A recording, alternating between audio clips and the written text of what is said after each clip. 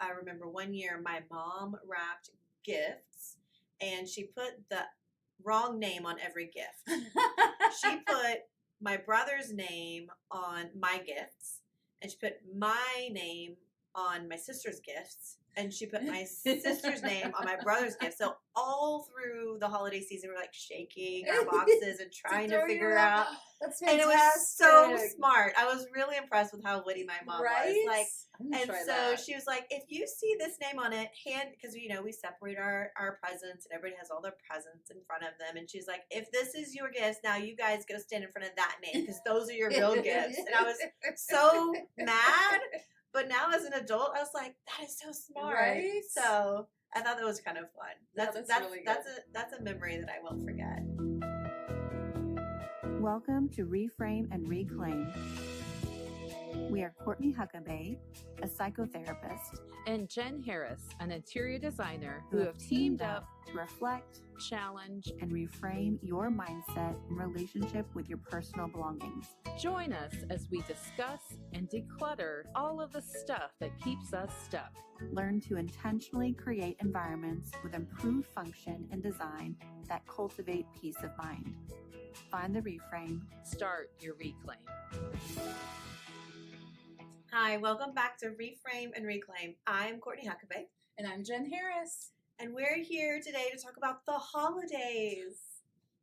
We're in the forest of trees here in the video. And we're here to talk about how fun the holidays can be and how you can create nostalgia for yourself, but also talking about nostalgia from our own childhood, and what brings that nostalgia back in the holiday times for us. Yes. So one of the things, if you can see, if you're on the video, I'm wearing a shirt that says, I triple dog dare you. And it's from A Christmas Story, and it's where one of the boys has his tongue stuck to the pole out in the cold. So that is a movie that we watched every year religiously at Christmas. It was my dad's favorite Christmas movie, and so we try and keep that, memory alive and that tradition alive, and still watch that movie. What about you, Courtney? I definitely remember The Christmas Story. Watched it all the time growing up. If you're a millennial like we are, like it was like the show where you learned about bullies and triple dog dares and bullets can put your eye out. I know. And then finding out about some of the beautiful things that create nostalgia for our parents and things that are different and interesting and the family dynamics. But I love nostalgia, creating traditions. I had a lot of traditions growing up.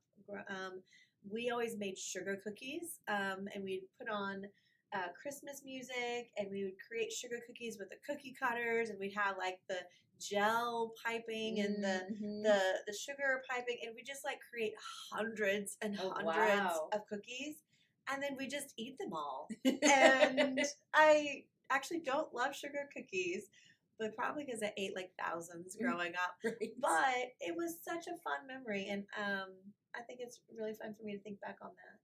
Yeah. So, did you know, just talking about memories, you're talking about a movie that brings up a lot of nostalgia for you. I'm talking about baking cookies that brings up a lot of nostalgia for me. And a lot of times in the time of holidays, we really get wrapped up with finding the perfect gift for our loved ones, finding the perfect gift for our partner or our child or our parents.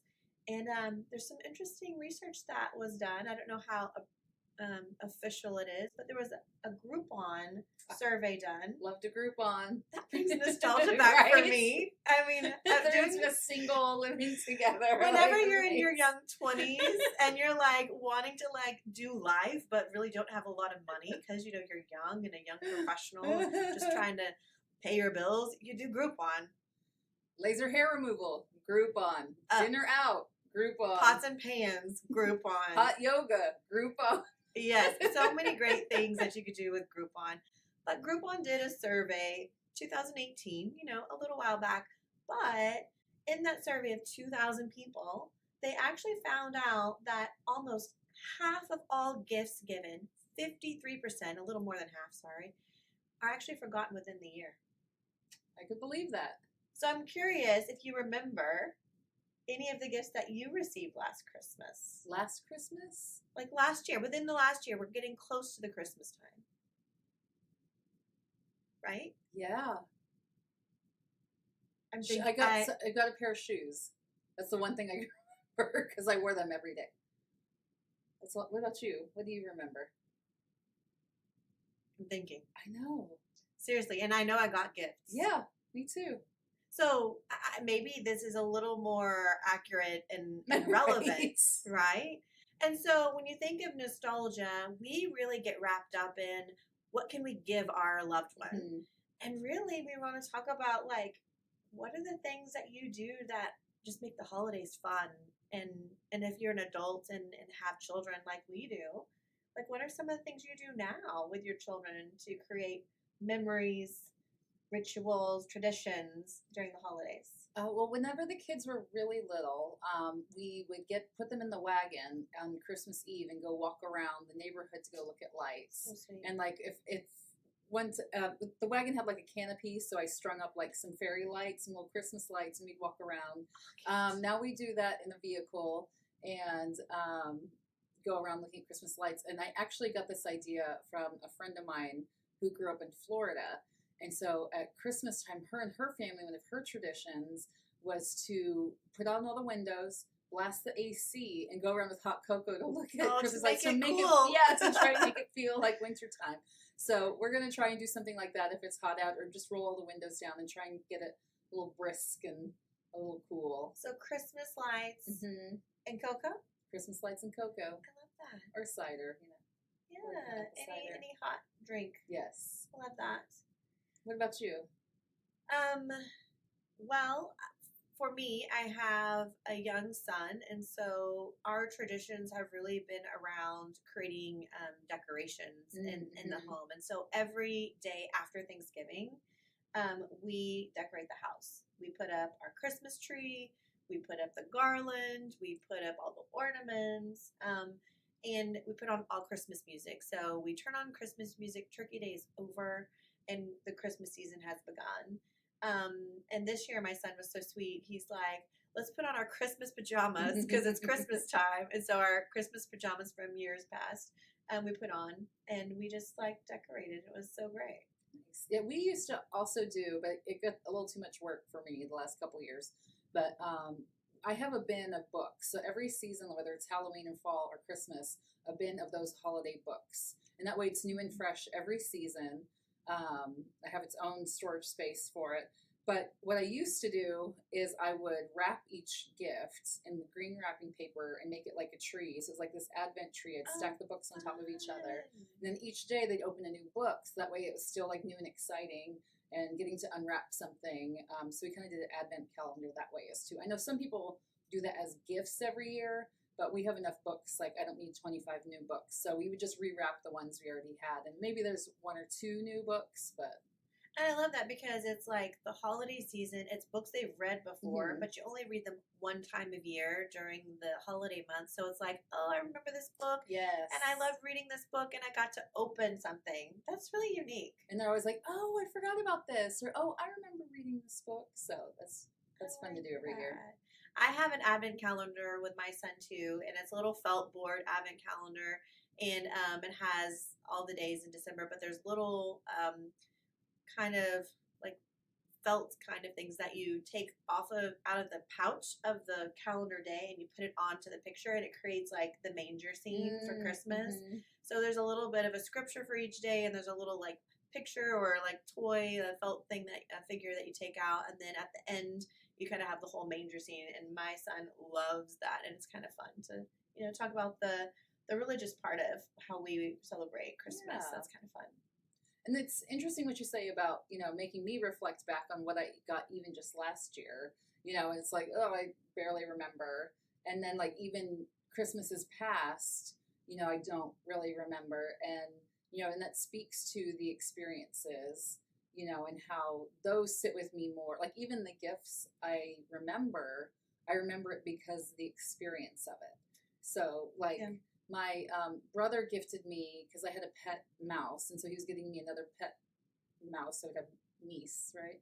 Or mice. Niece. Pet niece. Anyways, so he had gotten it, and I had already like gone to bed, and so he put it out in the like under the tree while I was in my room. But he did not WD-40 the hamster wheel or the mouse spin wheel. So all night long, the entire house heard, and this mouse never got tired. Like, it was running all night long. So it's like, that's what I remember, was because, like, nobody slept. Hilarious. Oh my gosh. Yeah. Well, I'm really glad that the mouse, I hope, was a gift you appreciated. Yes, it was and a you're welcome. really happy about. Yes. But in that same Groupon survey, did you know that each person typically receives about 3 gifts a year that they're like, thanks. Wow. Like, and so if you think about that, how many gifts have I given that I'm trying my best to give a gift that Right. somebody's going to love or they're going to really appreciate, and they're just like, I have to hold this and keep this and pretend Right. like I want this. How much money could I save? Right? I'm just thinking, so that's over 125 items just for myself that I may not have needed or wanted or appreciated. Or appreciated. Right. But I like the idea of like an experience. Yes. And I will say, when I was in college, I remember when my father was alive, I was going through my midterms in October, and he was like, hey, you know, what's going on? What do you want for Christmas? And I was like,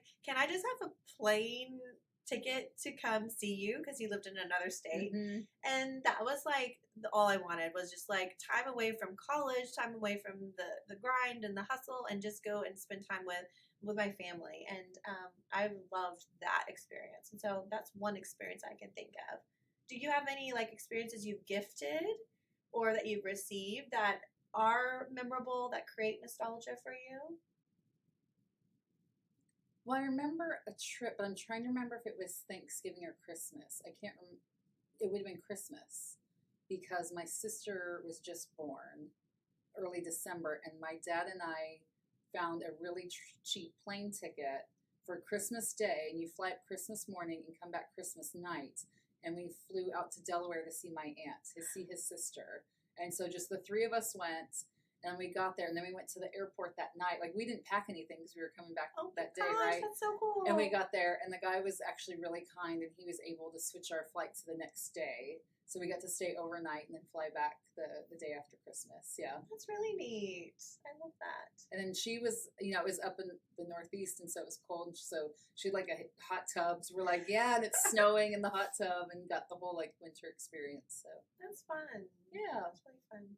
Yeah, this year we're me and my husband have decided that we are foregoing Christmas presents for each other, because honestly, I know when he's buying me something, I just Yeah. have to look on the credit card, and I'm like, oh, what did you buy at the store? What is this? But honestly, like, we love traveling, and we have family that live overseas, and we're actually going to spend some time after Christmas with them, and I'm really like hopeful that will be like, again, like that memory I have of like me just like spending a little bit of time with my dad in between like the hustle and bustle of life, Yeah. like just having some time with family, and I'm excited for that too. But whenever I think about like my childhood and like the memories of Christmas, it really was like every year it was something a little different. Like, I remember one year my mom wrapped gifts, and she put the wrong name on every gift. She put my brother's name on my gifts, and she put my name on my sister's gifts, and she put my sister's name on my brother's gifts. So all through the holiday season, we're like shaking our boxes and trying to figure out. That's And fantastic. it was so smart. I was really impressed with how witty my mom was. Like, and so she was like, if you see this name on it, because, you know, we separate our presents, and everybody has all their presents in front of them. And she's like, if this is your gifts, now you guys go stand in front of that name, because those are your real gifts. And I was so mad. But now as an adult, I was like, that is so smart. Right? So I thought that was kind of fun. That's really good. That's a memory that I won't forget. I like that. Yeah, we would always in Christmas story tradition as well. We would race each other to bed to see who could get there first. And my brother would push each other and run down the hallway. And then we would get up at like 4 a.m., 3:30 a.m. Oh, yes. Super early to unwrap presents. My poor parents. And then, eventually they would go back to bed and we stay up playing. But like my kids sleep in till like 8 o'clock and I'm like, who are these kids? Maybe I was just way more excited. Maybe that means they have too much stuff already. And so they're just like, oh, it's just more presents. Well, and I remember going to sleep and there was like nothing in the living room, but like, just the nothing. There were gifts in the living room under the Christmas tree. But when we woke up the next day, there was like bicycles and doll houses. And I'm like, wow, like it really created a lot of magic that like I had no clue that these toys or gifts were going to be given. And I will say I was definitely spoiled growing up. And I'm very thankful, Mom and Dad, thank you. But I'm also very aware of like how much I really appreciated or took care of or used or played with a lot of the things that were gifted to me. And so I'm very aware of that whenever I have my son now because, he has a lot of wonderful things and we're able to provide that for him, but we also don't want him to just feel like if I wanted to get it, and so we're trying to create a little bit of that balance of appreciation, but also being able to have things that he enjoys. Yes. Another fun, I'll end on this note on nostalgia.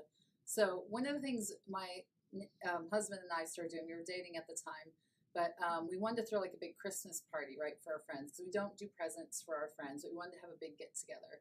This is 2012, and we called it the end of the world party. The best party. Because it was the Mayans' calendar had ended, and they had predicted, world's going down, right? And we're going to party. So we're going to party. I was at that party. We're going to have a good time. And and so you come in, you get a ticket, and throughout the night we pull ticket numbers, and then there's random presents all, put out. And once your ticket's called, you get to go pick a prize. And there's some random gift in there. There's everything from, like your religious beliefs save you to a pocket knife that didn't save you, or, we always have like some small alcoholic bottles with like a pregnancy test or, something just silly and funny and random. And usually it's a guy that grabs the pregnancy test, which is pretty good. But so it tells you whether or not you survived or not and how or why. And so that's become a really fun tradition that we do. We don't always do it in December because it just gets too crazy with the holidays. But that's kind of like our Christmas for our friends for the years. We just have a big get together. So we're doing it again this year? Yes. We did have to stop for a couple years because of the true pandemic, but it's back on. We're back on. Let's do it. Yeah, and I will say the end of the world parties that started back in 2012, like, I remember those events. Yeah. And our friends still talk about those events. And I think that is a new way to do tradition. And you created a very fun way to take something that was really scary and 2012 when we're like the Mayan calendar ends and so the world's ending, let's party and hope that we survive. Let's all be together. Let's all be together with people we love. But also like it's a fun experience where I don't feel like I have to like show up or buy a certain thing. And then even the gifts that we got, it's like it's supposed to be something silly and fun. So and a few dollars for those things. Yeah. But I love the idea of like every year doing that and I think like with nostalgia, you don't have to spend a lot of money. You can get some flour and confectioner's sugar and make thousands and thousands of little homemade sugar cookies. What we do as well is we every year, my husband mandates, not at all, he goes along with and tolerates Christmas pajamas. We all have matching Christmas pajamas. And so I at least try to like run it by him. Like, would you wear this for like one day for Christmas? So it's usually been like a masculine color or a plaid. But that's something fun. Like my son is like, what are we getting this year for Christmas pajamas? And so Aww. I'm really thankful. Thank you, husband, for going along with my nostalgia and creating memories for our son. But we really hope that you can talk with your friends and family. Think about the things that you remember and love about the holidays, because the holidays are a mixed bag, honestly.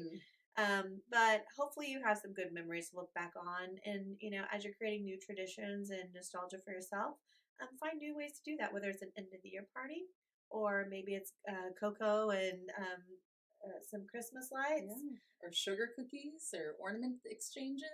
Exchanges, yeah. Those are all fun. White elephant parties, you know, all the fun things. Yeah.